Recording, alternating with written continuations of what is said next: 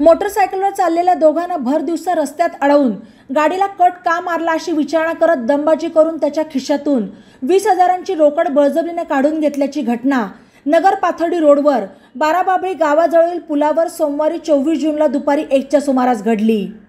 याबाबत भगवान उत्तम खाडे वय 46 राहणार पेठ पांगरा तालुका आष्टी जिल्हा बीड यांनी भिंगार कॅम्प पोलीस ठाण्यात फिर्याद दिली।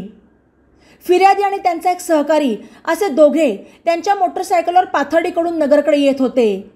बाराबाबळी गावाजवळ असलेल्या पुलावर त्यांच्या पाठीमागून आलेल्या एका मोटरसायकलस्वाराने त्याची मोटरसायकल आडवी लावून त्यांना थांबवले आणि त्यानंतर मला कट का मारला म्हणत शिवीगाळणी दमबाजी सुरू केली।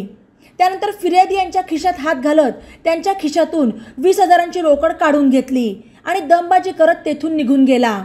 ही घटना फिर्यादी खाडे यांनी भिंगार पोलिसांना सांगितली।